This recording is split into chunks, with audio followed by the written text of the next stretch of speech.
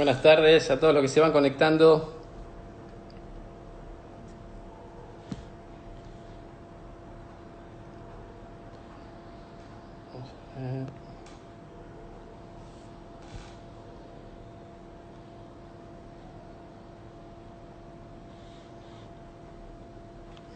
Hola Ana Paula, ¿cómo estás?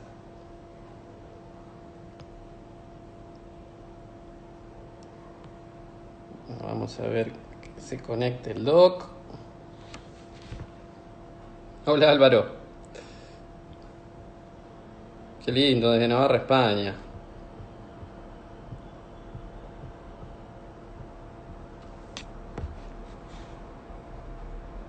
Hola Cintia,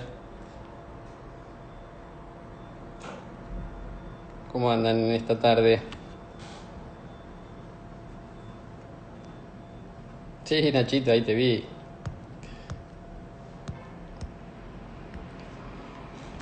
Vamos a ver si le podemos mandar una invitación al doc.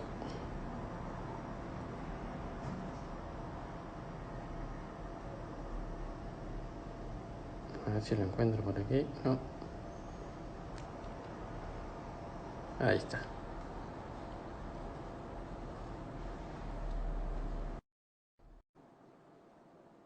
Se conectó el doc, se conectó Emi. Ahí estamos, parece. Ahí estás, ahí estás. Mirá con qué música te recibo hoy. No, no llego a escuchar, ¿eh? No llego a Música de escuchar, no. relajación.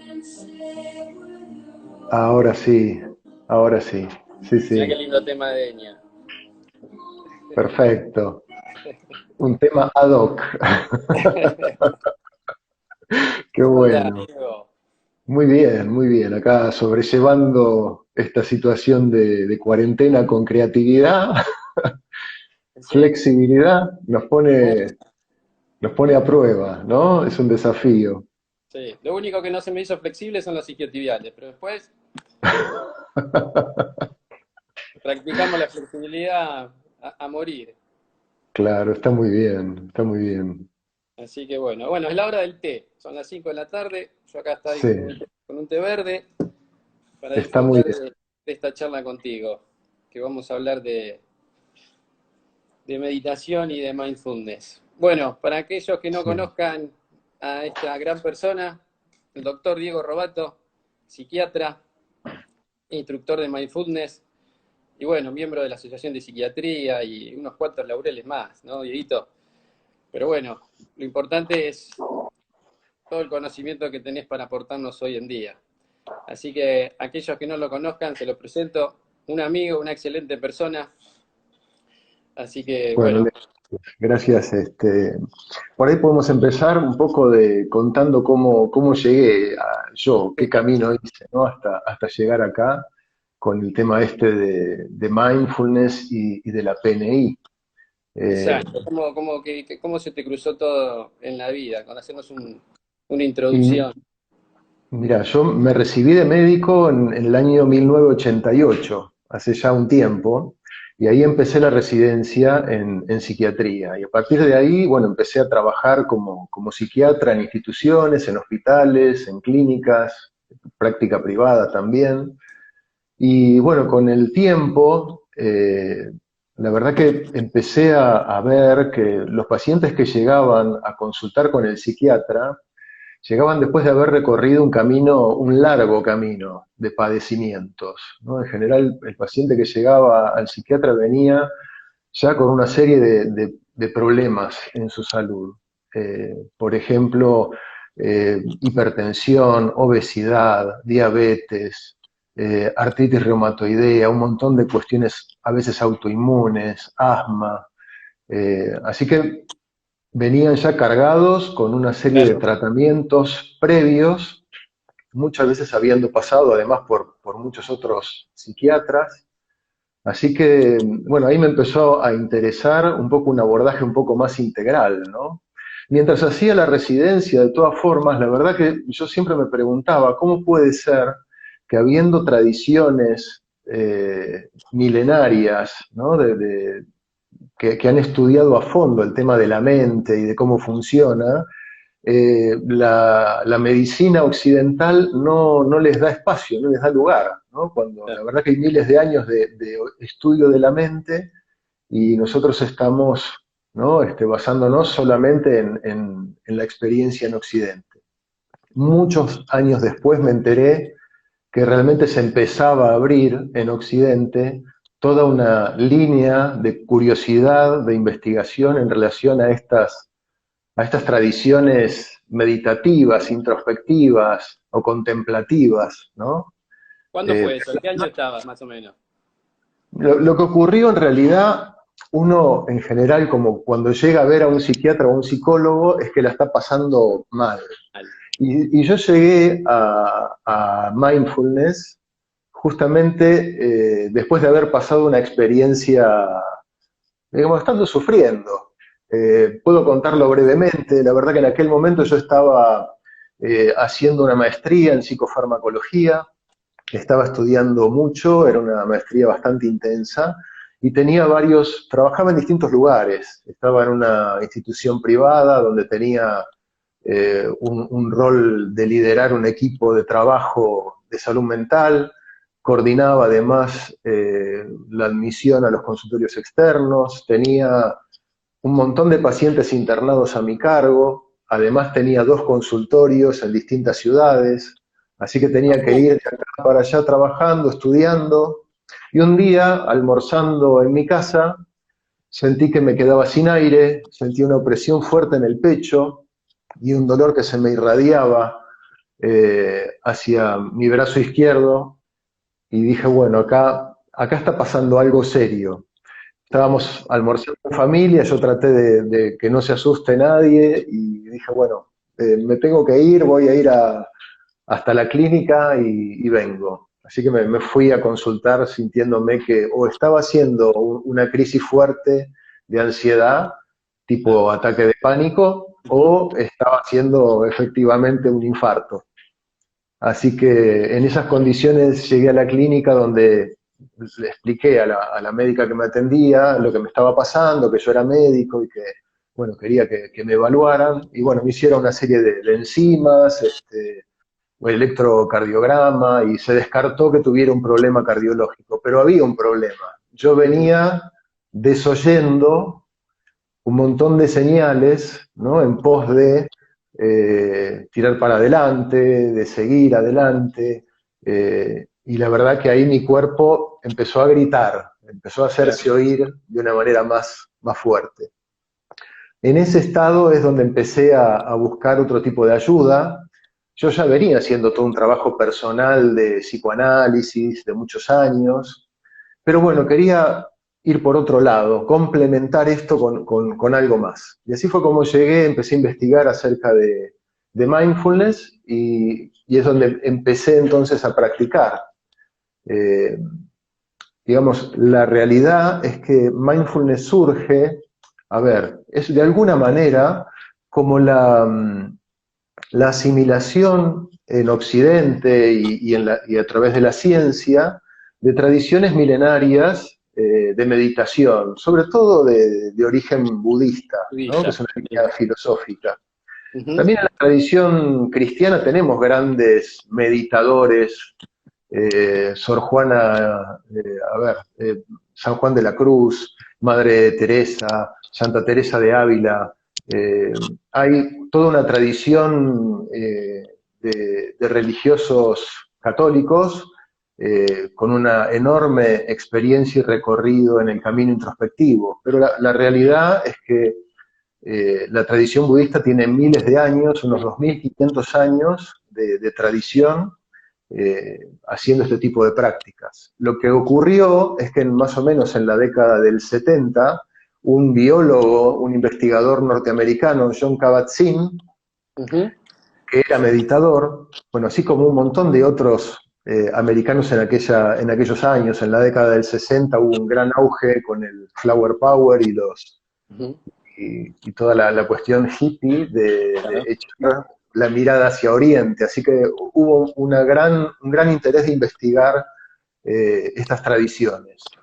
y muchos de estos jóvenes universitarios que fueron a conocer estas tradiciones a Oriente, después, cuando vuelven a Estados Unidos, siguen practicando y empiezan a querer estudiar científicamente, bueno, ¿de qué se trata? ¿Cómo funciona esto?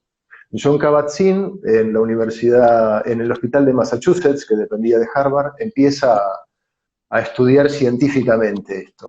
Y arma un programita, un programa simple de 8 clases, dando una clase por semana, el famoso programa MBSR, que es el Mindfulness Based Stress Reduction, o sea, programa de reducción del estrés basado en mindfulness.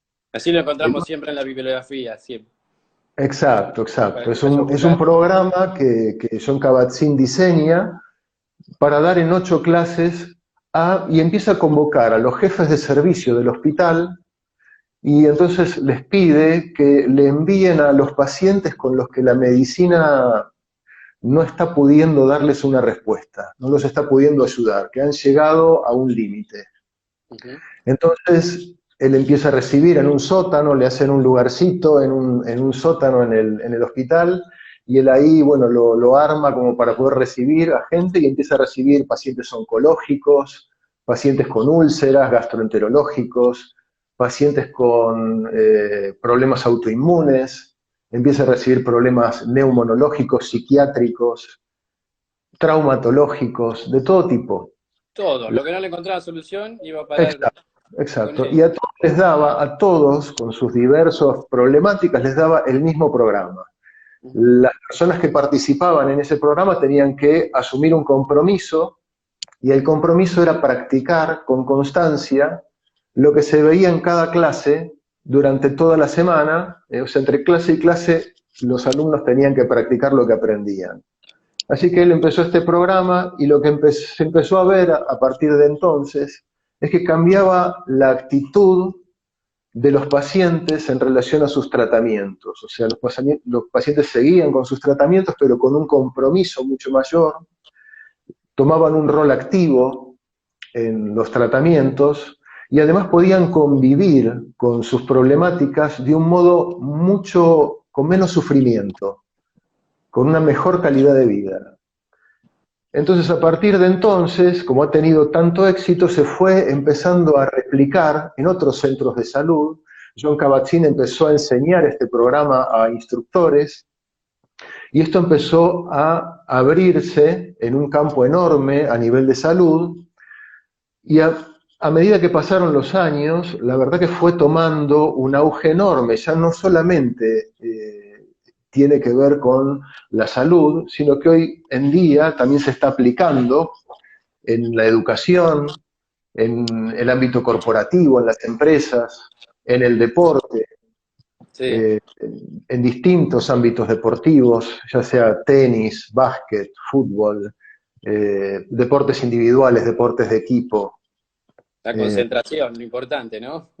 Exacto, exacto. Tiene un montón de efectos beneficiosos. Ahora, la verdad que la pregunta de, bueno, ¿y qué es mindfulness? Es un poco como preguntar, ¿por qué es el amor?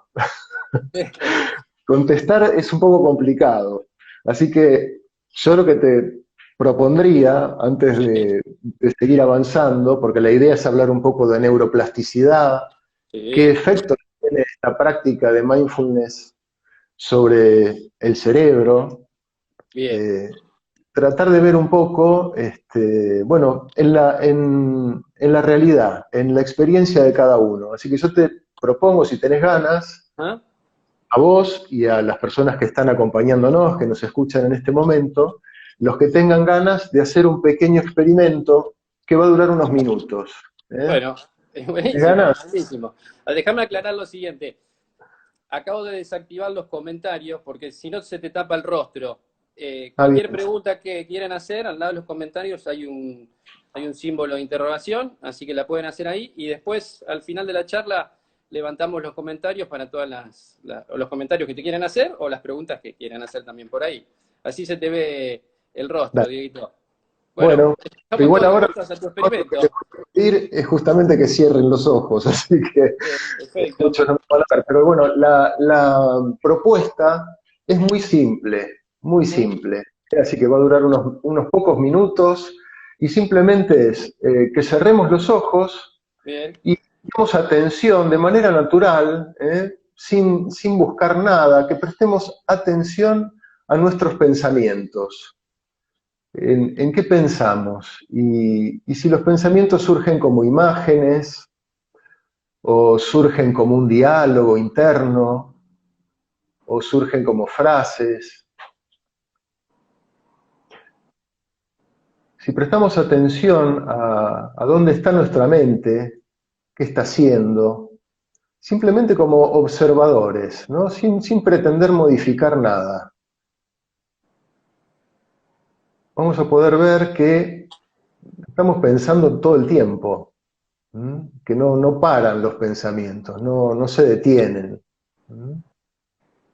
Y en general, eh, cuando empezamos a prestar atención a los pensamientos, lo que podemos ver es que hay una tendencia de la mente a hacer 4 movimientos, que llamamos los 4 movimientos básicos del pensamiento.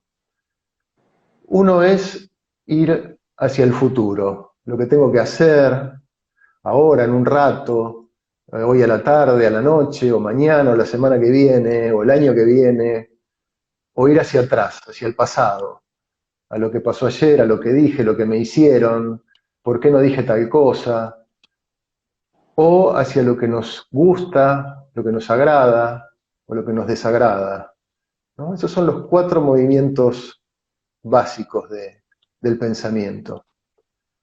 Sí, ahora te voy a proponer que le demos una vueltita más a este pequeño experimento que estamos haciendo. Y te voy a proponer que hagamos algunos pequeños ajustes en cómo estamos en el espacio, sentados, y con conciencia, sin hacerlo de manera automática, que tratemos de tener la columna vertical, puede ser o no apoyada en el respaldo, y que tomemos conciencia de la postura corporal. Tratemos de que la columna esté lo más derecha posible, en el aire, en el espacio, la cabeza derecha, erguida, inclinando ligeramente el mentón hacia el pecho, hacia el esternón, cosa que la cabeza esté el cuello esté lo más derecho posible, pero relajado, sin tensionar. Y lo que te voy a pedir es que tomemos conciencia de los puntos de apoyo, en dónde está apoyado los glúteos, si sentimos la parte de atrás de los muslos, las plantas de los pies, las palmas de las manos, dónde están apoyadas, si tenemos que hacer algún movimiento que sea un movimiento consciente, sentido, y que sintamos. Ahora el experimento es sentir, no pensar, sentir. Sentir el punto de apoyo, dónde se siente más la presión de la gravedad en los puntos de apoyo, las plantas de los pies enraizadas en el piso, las palmas de las manos. Y si prestamos atención a las sensaciones, es muy posible que puedas notar que estás respirando, que tengas la sensación de que estás respirando y sin ninguna intención de controlar, simplemente prestamos atención a la respiración. ¿Dónde sentimos más la respiración? Es posible que la respiración la sintamos más a nivel de las fosas nasales, o que la sintamos en el pecho, en el tórax, o en la panza, porque cuando respiramos hay movimientos de las vísceras que están en el abdomen. Entonces simplemente prestamos atención dónde sentimos más que estamos respirando y prestamos atención a cómo es nuestra respiración, las características. Si respiramos de una manera superficial, si respiramos de una manera profunda, si va cambiando la manera en que respiramos. Y mientras prestamos atención al modo en que estamos respirando, podemos empezar a sentir por ahí alguna tensión, algún área en el cuerpo que sintamos que todavía está tensionada. Nosotros vivimos siempre como cargando una pesada carga, una pesada mochila, y es muy común que lo que llamamos el triángulo de tensión superior, que va de una línea imaginaria que une los dos hombros, pasando por el cuello, esa zona solemos vivir con los hombros acercándose a las orejas, ¿no? Como tirando los hombros hacia arriba. Entonces yo te invito a que prestes atención a esa zona, a ver cómo está, cómo la sentís ahora, en este momento. Y simplemente que prestes atención a lo que estás sintiendo tal cual lo estás sintiendo, tal cual es, sin pretender modificar nada.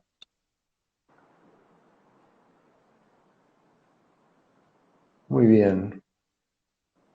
Bueno, este fue un pequeño experimento, te invito a ir abriendo los ojos lentamente. ¿Mm? Y vamos a tratar de continuar ahora, pero primero me Esto, gustaría saber si vos notás alguna diferencia a lo que, cómo te sentías antes de empezar este experimento y cómo te sentís ahora. esto es la atención plena, como se llama, ¿no? Bien, bien definida. ¿Vos sentís alguna diferencia? Sí, sí, te baja Mm.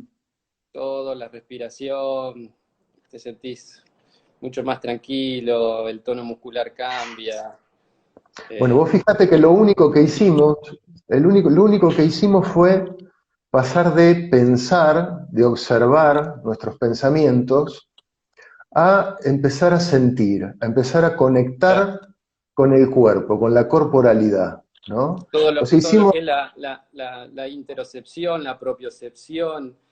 empezamos a tener encendidos más todos estos receptores y dejamos de, o sea, empezamos a mover el entorno y empezamos a tener conciencia nuestra. Exacto, exacto.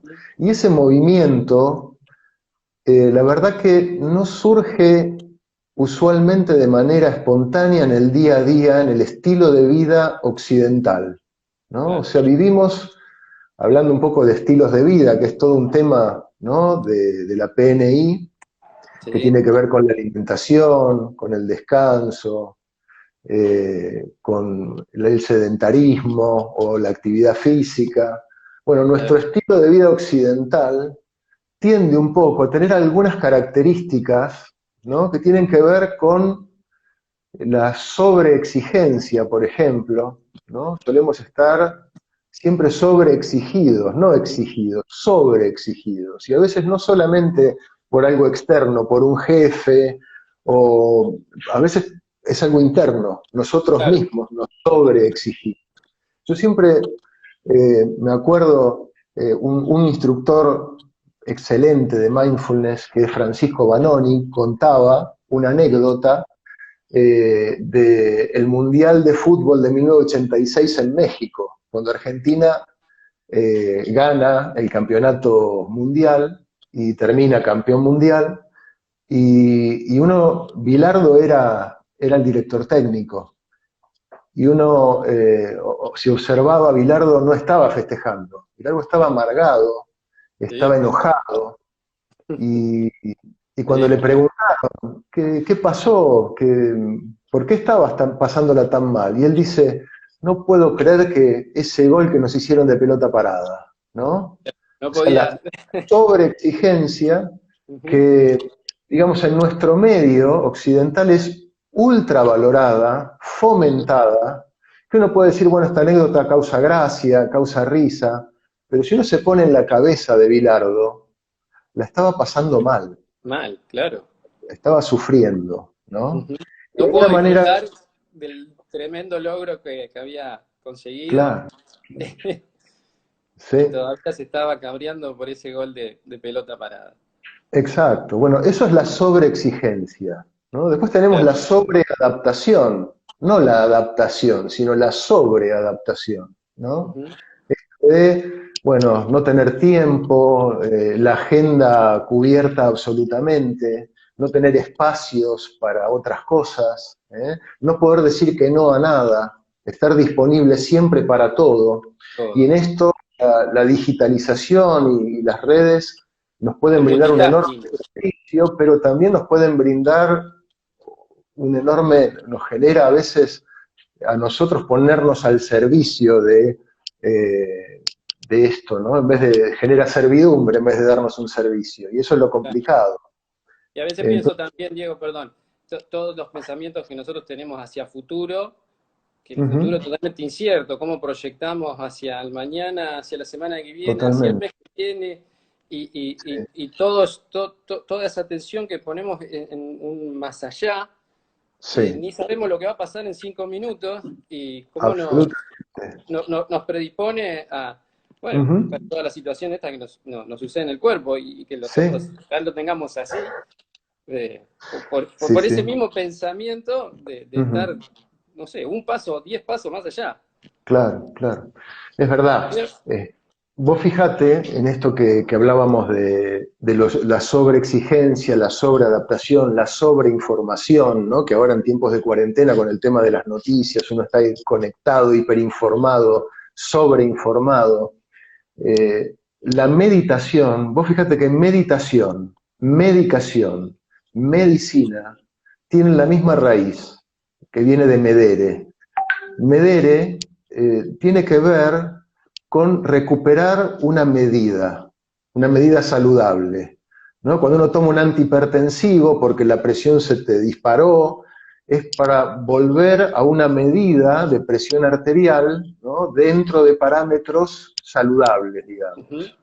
Eh, Me parece importante esto porque meditación tiene que ver con encontrar una medida que nos permita tomar conciencia de esta cosa desmedida que muchas veces vivimos, este estilo de vida desmedido, ¿no?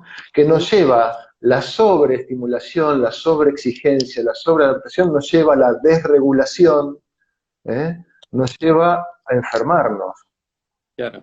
¿No? O sea, todo esto Si que no nos hemos visto. adaptamos, si no nos adaptamos a ello y no hacemos caso a las señales como en aquel momento vos tuviste, Ujú, que fueron pasando, que todos las tenemos en algún momento. Por ahí empieza con todos. solamente una tensión muscular, un proceso Ujú, gástrico, ujú, un dolor, una cefalea, y van apareciendo señales y señales y ujú. señales, y cuando ya no tenemos más capacidad homeostática, por ahí todas estas Sí. señales y los síntomas se transforman en algo que la medicina llama Ujú, patología, y es cuando le ponen sí. el nombre, ¿no? Y justamente Porque, lo complicado de esto es que nos vamos habituando a estar contracturados, a estar tensos, a estar claro, apurados, y lo hacemos algo como que lo vamos normalizando. Entonces normalizando. eso parece ya que es algo normal. No, es algo Ujú. frecuente.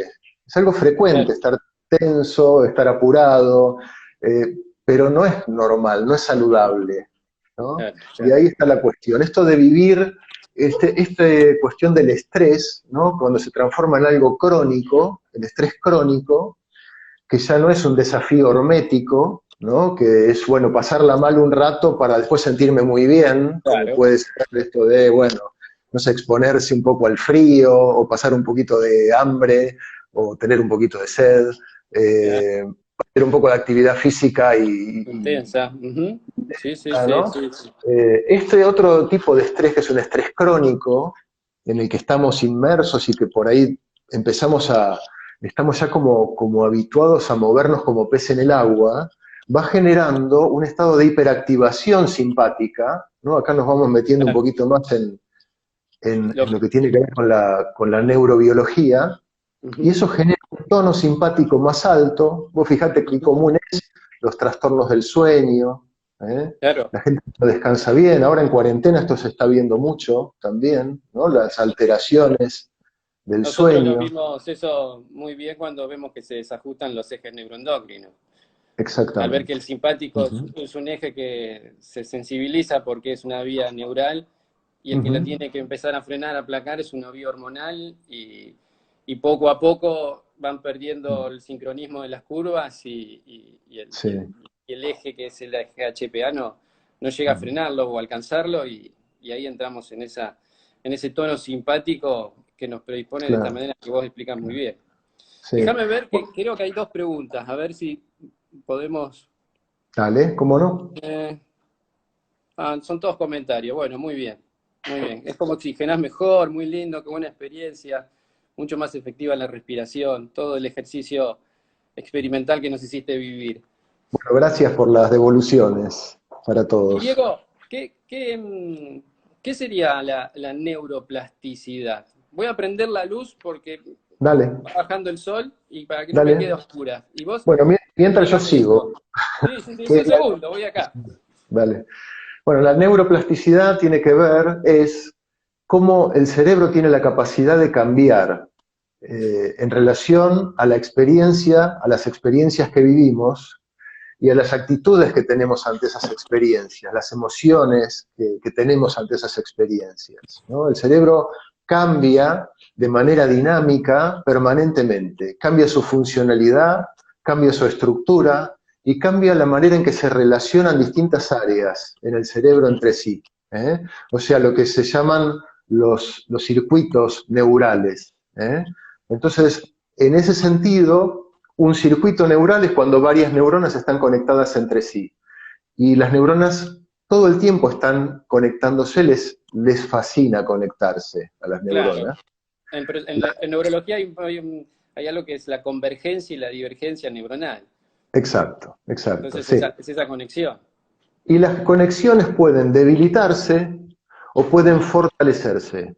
Hay Ujú. toda una serie de correlatos moleculares, de biología molecular, que dan cuenta de esto. Y además hoy en día se puede ver en fotos. Creo que vos tenés ahí algunas Sí, fotos ahí te donde voy a mostrar. podés mostrar cómo hoy se puede no solo esquematizar con un esquema, sino incluso con fotografías, ver cómo No, las espinas dendríticas y las conexiones sinápticas entre las neuronas cambian. Había sí, sí, una estoy buscando esta. exactamente, ahí se ve perfectamente bien. Es como, te diré, como un arbolito. Podríamos decir, un arbolito que está más bien seco, con pocas ramitas, ¿eh? O un árbol que está con una copa frondosa, con muchas ramificaciones, que está conectándose, ¿eh? Y esas conexiones pueden fortalecerse o pueden debilitarse también, ¿eh? Claro. Entonces esto es algo muy dinámico. A veces ese fortalecimiento, te doy ejemplos muy del día a día. Supongamos que me pongo una venda en los ojos y me voy a dejar la venda colocada durante unos cuantos días. Y mientras tanto, voy a aprovechar para aprender a leer en braille. ¿Mm? Entonces me interesa mucho aprender a leer en braille, pongo toda mi intención, mis ganas, mi Ujú. entusiasmo en aprender a leer braille. Al cabo de 5 días, esto se hizo y se estudió, se ve que la zona sensorial de la corteza cerebral correspondiente a Ujú. los dedos que están ejercitando y entrenándose para sentir el braille en los dedos, empieza a tener una expansión el mapa sensorial. Crece el mapa sensorial en esa zona en el cerebro. Si yo después de 5 días, solo en 5 días ocurre esto, me saco la venda y dejo de practicar, ya está, ya me dedico a otra cosa, esa zona vuelve a disminuir. Así como Ujú. creció en un momento, decrece y se vuelve a su tamaño que tenía antes. Como el Lo- músculo. como el músculo, exactamente. Y eso ocurre incluso a veces de manera mucho más sostenida. Por ejemplo, se estudió a personas que iban a dar el examen para la licencia de conducir profesional de taxis en Londres. Sí. Las personas que se anotaban, es un examen realmente muy difícil, muy complejo, que hay que tener como todo el mapa de Londres en la cabeza, no vale el GPS, usar GPS ahí. Ujú. Este, y se hicieron estudios a todo un grupo, digamos, de aspirantes. Los que aprobaron el examen, o sea, los que aprendieron todo el mapa de Londres y lo incorporaron, tenían una zona en el hipocampo, atrás de la zona posterior del hipocampo, que tiene que ver con la espacialidad, con los mapas espaciales, más voluminosa. La volumetría de esa área aumentaba. Ujú. Los que no aprobaron el examen, los que no aprendieron, no incorporaron eso, no habían experimentado esa volumetría aumentada en la parte posterior del hipocampo. O sea que Ajá. ahí también hay otra prueba muy tangible, y en la medida que esas personas trabajaban y seguían desarrollando esa memoria espacial, esa zona permanecía más grande. Bueno, eso mismo cuando uno está practicando meditación, que es esta cuestión introspectiva, Ujú. permite que ciertas áreas empiecen a relacionarse entre sí, y a formar circuitos. En este sentido, ahí yo te había pasado un par de gráficos. El primero es un gráfico que se llama Default Mode Network, o red neural por defecto, Ahí que va. es una red neural que tiene dos grandes centros, hay muchos otros, pero estos son los principales, que Ujú. están activos. Esto, ¿cómo se estudió? Se le pedía a un grupo de personas que se le iba a hacer una resonancia magnética nuclear funcional de cerebro, que simplemente se acostaran y no hicieran nada, que se relajaran nada más, y no se les pedía que hicieran nada en especial. Sí. Entonces se veía que tenían, el cerebro, en vez de estar descansando, estaba activo en estas dos zonas fundamentalmente. Una vez que salían del estudio se les preguntaba, bueno, ¿y qué pasaba mientras estabas ahí? Decían, y la verdad que estuve pensando, divagando en lo que tenía que hacer, en lo que había hecho. Entonces se empezó a estudiar qué hace el cerebro cuando no hacemos nada. Digamos, la red neural por defecto. El cerebro Claro. sigue trabajando. ¿Y qué hace el cerebro cuando no hacemos nada? Está haciendo lo que nosotros hicimos en el experimento. Está haciendo todo un trabajo de divagación mental. Es una especie de autodiálogo interior, o imágenes, puede ser. Es el circuito que tiene que ver con cuando ya aprendimos algo y estamos haciéndolo en piloto automático. Por Ujú. ejemplo, a mí me ha pasado alguna vez ir manejando y de repente encontrarme que estoy llegando a donde iba y no sé cómo llegué. Si Claro. pasé los semáforos en rojo, el peaje, digo, bajé de donde tenía que bajar de la autopista y ni me di cuenta. Bueno, estaba haciendo todo un camino ya aprendido e incorporado, mientras estaba atento a otras cosas. Esta red que funciona en piloto automático estaba haciendo, trabajando para lograr eso.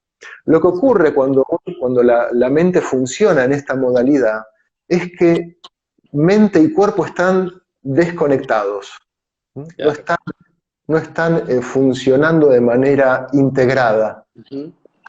desintegrados, desregulados, Claro. ¿sí? El cuerpo ahí simplemente es como un vehículo, es como cuando uno maneja el auto, ¿eh? Es una máquina, es utilitario, es una herramienta, Está muy bien ¿sí? definido.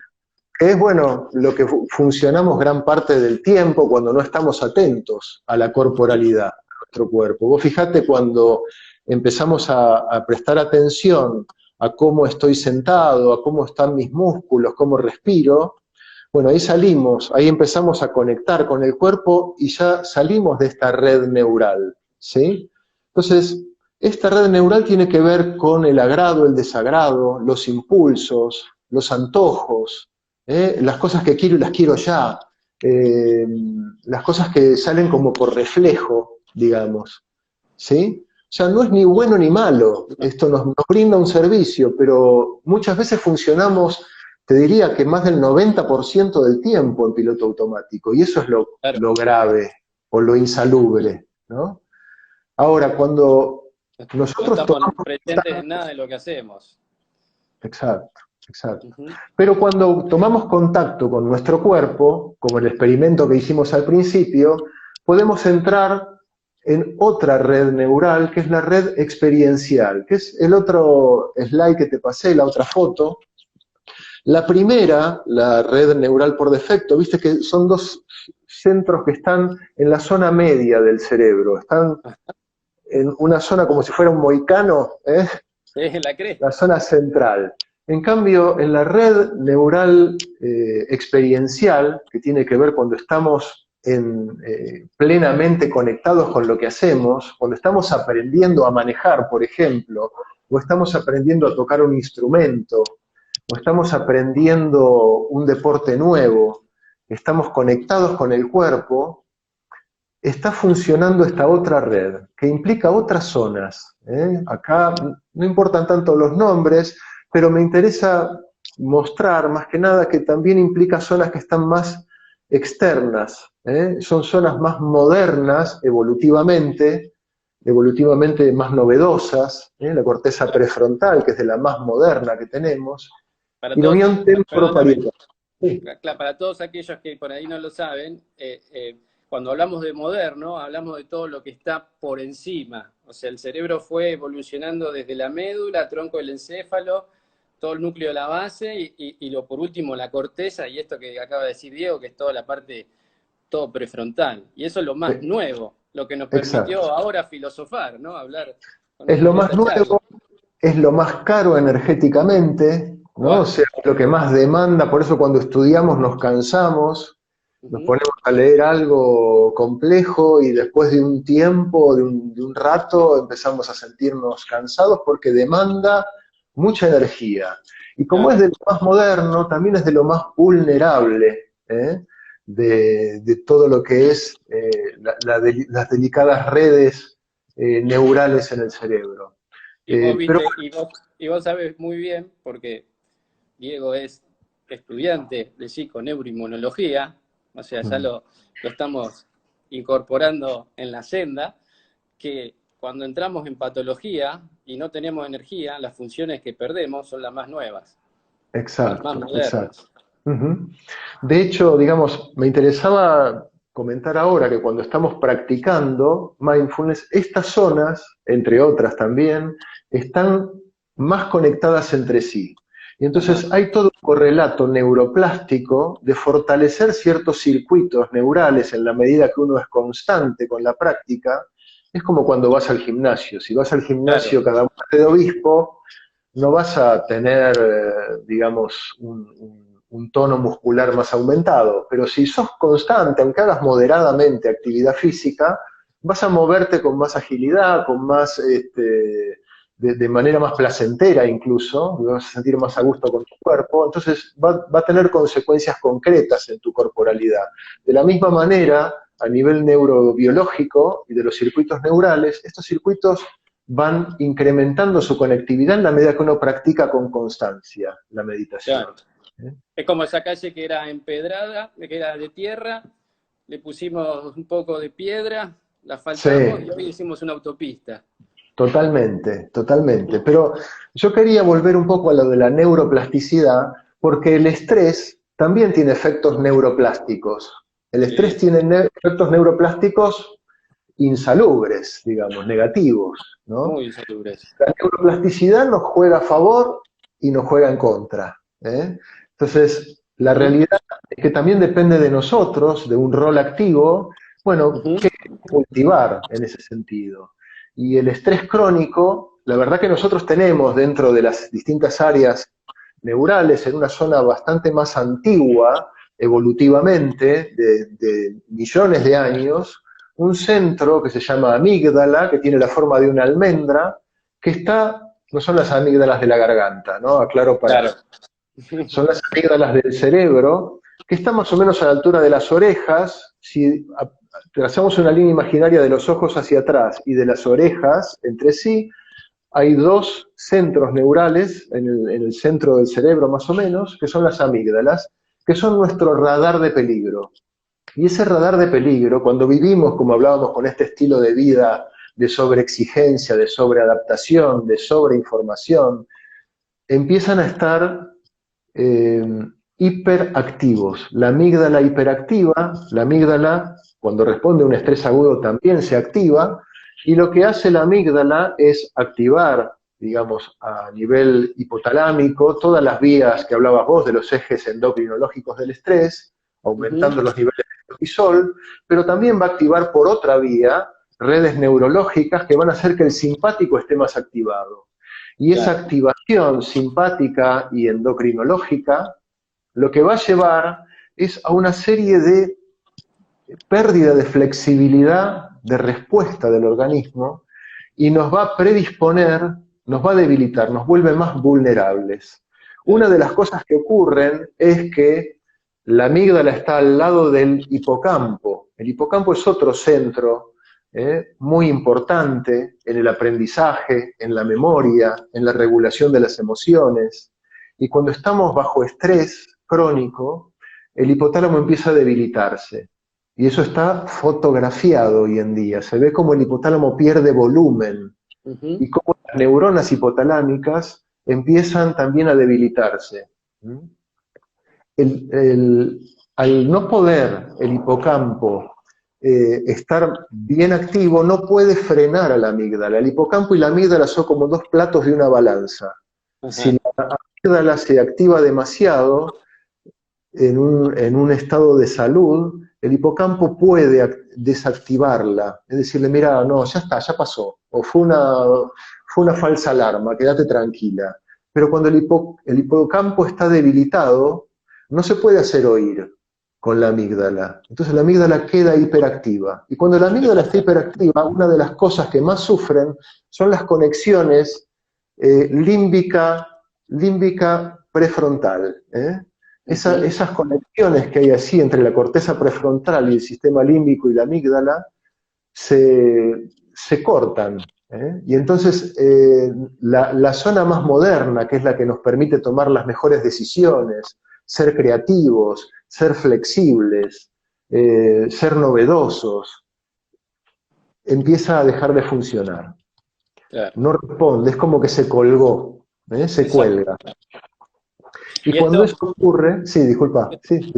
Y esto tiene que ver porque, bueno, esta parte prefrontal es la que a nosotros nos permite sociabilizar, ¿no? Exacto, es lo que nos permite tener, claro, la empatía. Tener esta área social, vincular, y empezamos a reaccionar con la amígdala, que es pura, por ahí, emoción. Y ahí nos volvemos más irritables, más intolerantes, más egoístas, Claro. Más egoístas y la verdad que empieza a haber un nivel, digamos, de tensión que puede llevar a niveles de cortisol más altos. Y cuando eso ocurre nos volvemos más agresivos. Y las personas tenemos dos modos de bajar el cortisol, vos los conocés muy bien.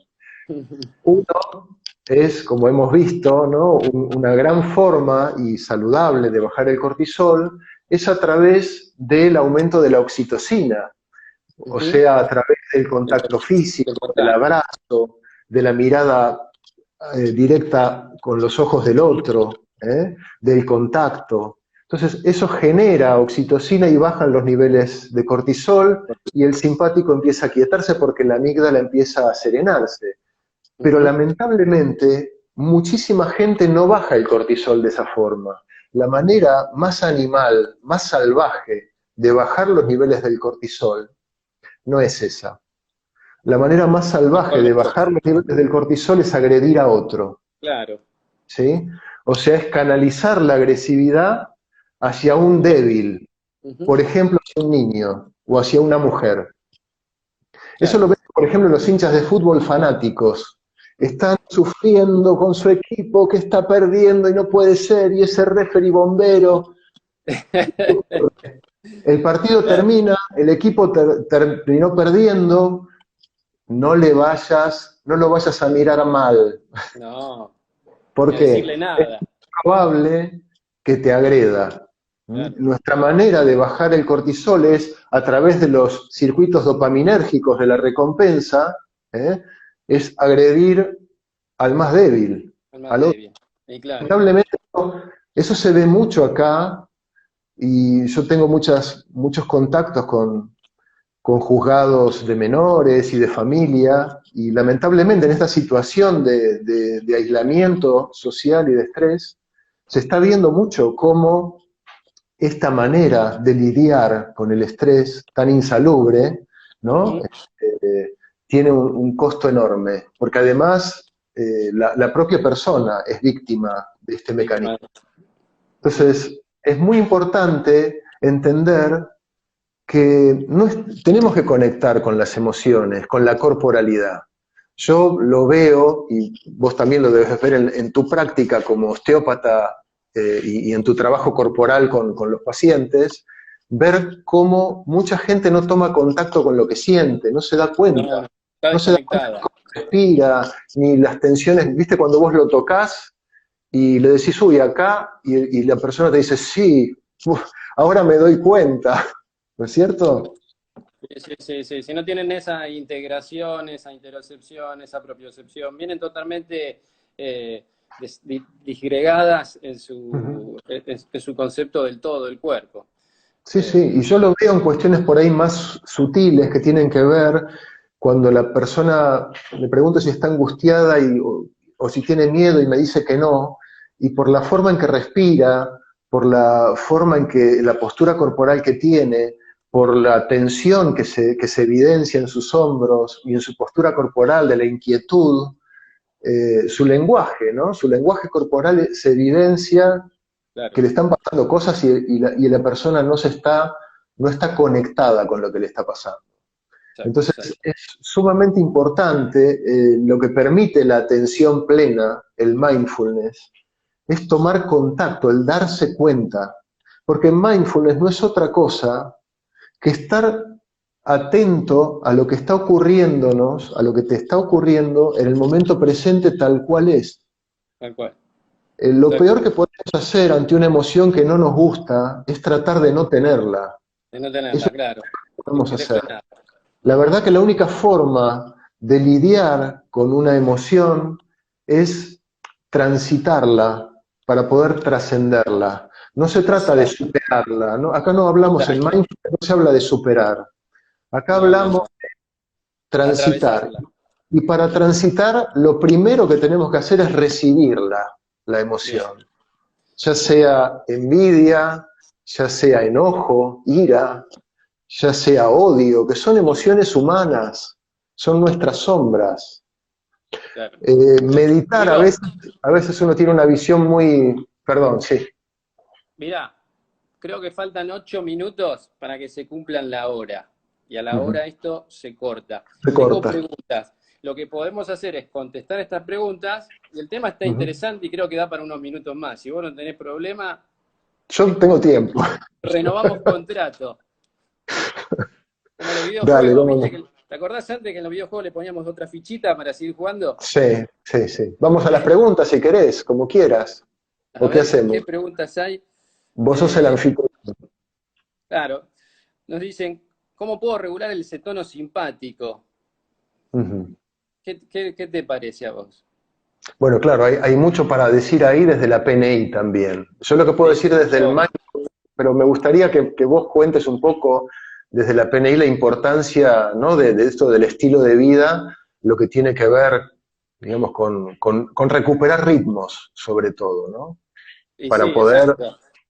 Lo importante es volver a sincronizar estos ejes neuroendocrinológicos que se desregularon, producto de Ujú, este estilo de vida, bueno, todo tiene una causa estresora, ¿no? Ese estresor que no pudimos solucionar en el tiempo, que vaya a saber, hoy en día es un estrés generalmente psicosocial, ¿no? ujú. Psicoemocional.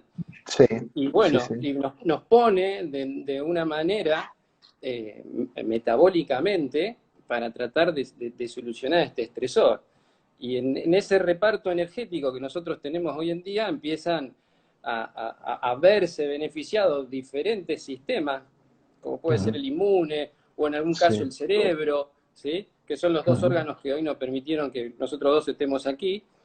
Y en sí. ese reparto energético empiezan a sufrir otros tejidos y ahí es donde empiezan a aparecer ese pool de síntomas que te van Ujú, avisando que te estás ujú, yendo por el camino incorrecto Sí, hasta que sí. hoy se transforma en un síntoma, en Ujú. una patología por ahí, Sí, ¿no? sí, sí, Crónica, no transmisible. claro. Y bueno, Vos está todo fíjate que, generado por ese simpático, cómo va activando en exacto, diferentes áreas. desde el mindfulness lo que yo te puedo decir, aportar como respuesta para la persona que preguntó, es que la práctica de mindfulness a veces se define en parte como un trabajo sobre el tono parasimpático. O sea, Claro, así eso como lo, el simpático es el acelerador del cuerpo, el parasimpático lo podemos trabajar no solamente con ciertas técnicas que aportamos desde la PNI, sino también desde Mindfulness, que también es otro elemento de la PNI, eh, porque el tono parasimpático, que se incrementa a partir de la práctica de mindfulness, tiene que ver también con el crecimiento, con la reactivación de la recuperación,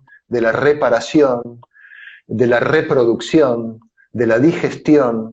O sea, claro, ¿cuánta gente anda con problemas digestivos por el parasimpático aumentado? ¿Cuánta gente anda con problemas de reproducción, de esterilidad o de infertilidad por estar con el simpático todo el tiempo arriba? no ¿Eh? pueden dormir. Exactamente, ¿no? O Sí, sea, sí. no estoy hablando de llegar a la patología de un No, trastorno no, de pánico ni de depresión, estoy hablando dentro de las generales de la ley. Este tono simpático aumentado va limando por un montón de cascadas en neuroendocrinas en la salud, va mermando nuestra salud. Lo importante de esto es poder empezar a darnos cuenta antes de tocar fondo, porque lamentablemente el 90% de las consultas médicas ocurren cuando llegamos a la fase de este estrés crónico, a la fase de agotamiento, cuando ya no damos más, ¿no? Y entonces exacto. ahí Claro. hay que intervenir de una manera a veces lo más eficaz posible y lo más eficiente posible para lo más rápidamente recuperar esa capacidad del organismo de volver a recuperar ritmos, ¿no? Exacto, exacto. Mira, te voy a decir, bueno, acá Julita nos comenta, la disociación entre las emociones y el cuerpo deja el cuerpo desconectado. Hermosa reflexión Es y verdad, frase. es verdad, Y acá había absolutamente. otra pregunta que te la voy a hacer y me parece que nos vamos a desconectar para conectarnos. Dice, ¿meditar es salir del pensamiento y sentir el cuerpo? Muy buena pregunta esa, ¿eh? Ahora vamos a contestarla. ¿Tenemos tiempo Vamos a hacer ahora? lo siguiente. Vamos a cerrar este Sí, vivo, que ya nos van a quedar 2 minutitos antes que se nos corte solo. Y lo dejo guardado y volvemos a iniciar uno. ¿Te parece? dale, perfecto. Quedo a la espera Fantástico. entonces. Nos vemos en 2 minutos.